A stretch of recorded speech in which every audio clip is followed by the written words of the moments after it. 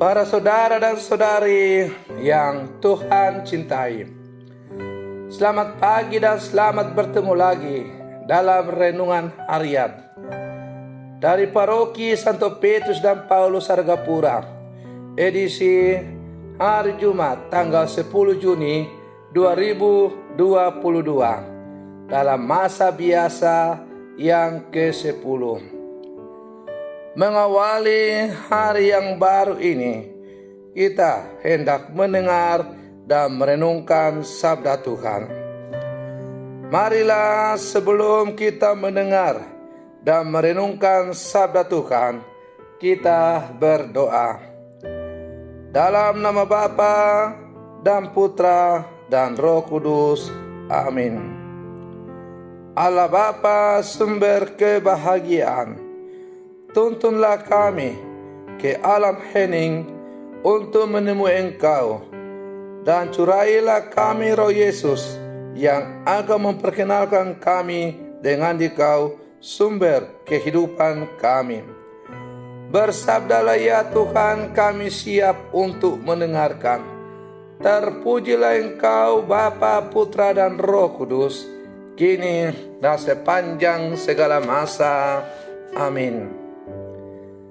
Para saudara dan saudari yang Tuhan cintai, sabda Tuhan yang hendak kita dengar dan kita renungkan untuk mengawali hari yang baru ini, hari Jumat dalam masa biasa yang ke-10, diambil dari Injil Matius pasal 5 ayat 27 sampai 32. Tuhan bersamamu. Inilah Injil suci menurut Matius. Dalam khotbah di bukit, Yesus berkata, Kalian telah mendengar sabda, jangan berzina. Tetapi aku berkata kepadamu, barang siapa yang memandang seorang wanita dengan menginginkannya, dia sudah berbuat zina dalam hatinya. Maka jika matamu yang kanan menyesatkan dikau, cungkilah dan buanglah. Karena lebih baik bagimu satu anggota badanmu binasa daripada badanmu seutuhnya dicampakkan ke dalam neraka. Dan jika tangan kananmu menyesatkan dikau, penggallah dan buanglah. Karena lebih baik bagimu satu anggota badanmu binasa daripada dengan badanmu seutuhnya masuk neraka. Telah disabdakan juga, barang siapa menceraikan istrinya harus memberikan surat cerai kepadanya. Tetapi aku berkata kepadamu, barang siapa menceraikan istrinya kecuali karena zina, dia membuat istrinya berzina. Dan barang siapa kawin dengan wanita yang telah diceraikan, dia pun berbuat zina. Demikianlah sabda Tuhan. Para saudara dan saudari yang Tuhan cintai, menjadi murid Yesus merupakan sebuah panggilan untuk hidup secara baik dan benar. Kebaikan dan kebenaran itu tidak sebatas pada apa yang tampak oleh mata, tetapi juga harus menyeluruh sampai pada relung terdalam hidup harian. Sabda Yesus yang kita renungkan hari ini menyiratkan sesuatu yang begitu tegas dan mendasar. Para saudara dan saudari yang Tuhan cintai, bagi Yesus, dosa tidak hanya berhubungan dengan bahasa tubuh, melainkan juga tentang bahasa hati. Seseorang mungkin tidak berdosa dengan tubuhnya, tetapi bisa saja ia telah berdosa dengan hatinya. Seseorang menjadi pesina bukan karena ia melakukan persinahan dengan tubuhnya, tetapi sekaligus jika ia mengingini yang lain dengan hatinya. Persinahan terjadi karena orang menganggap yang lain sebagai objek yang bisa dimanfaatkan untuk memenuhi keinginan daging.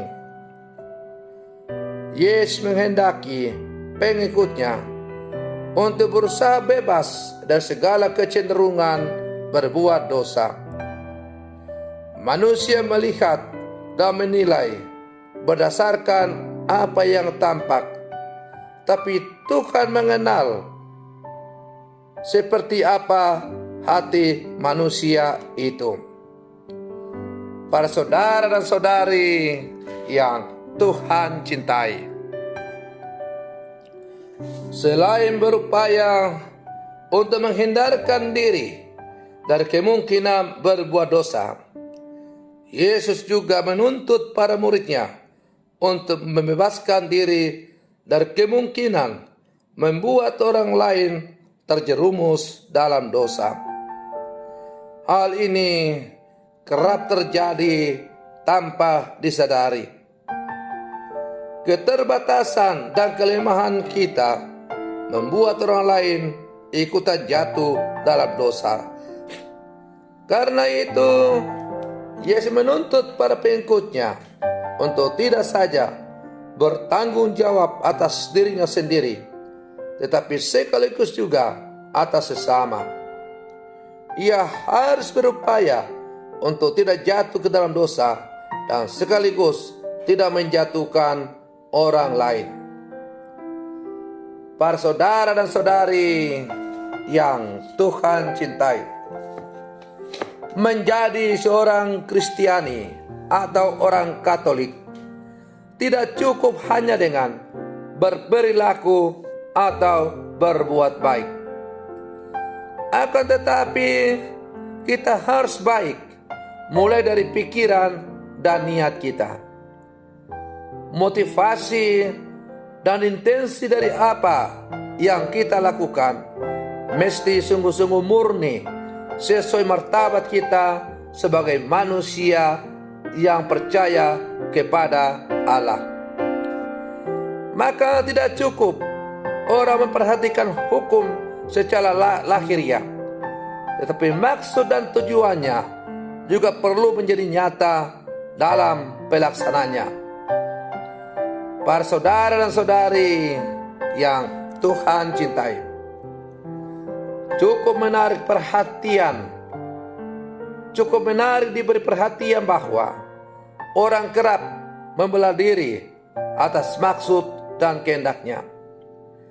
Terhadap orang lain, orang kerap kali menilai dari sekedar yang tampak dan tidak menanyakan maksud dan kehendaknya.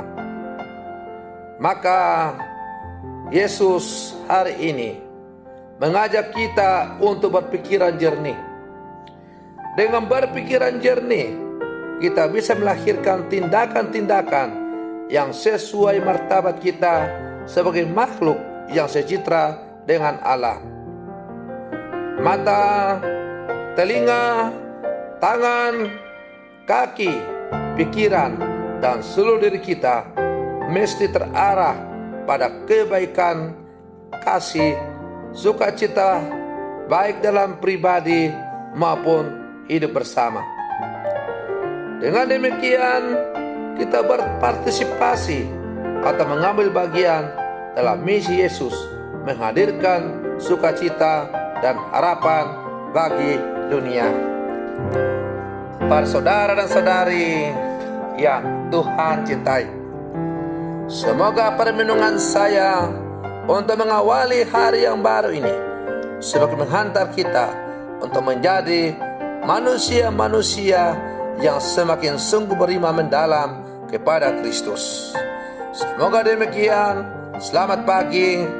Tuhan Yesus memberkati.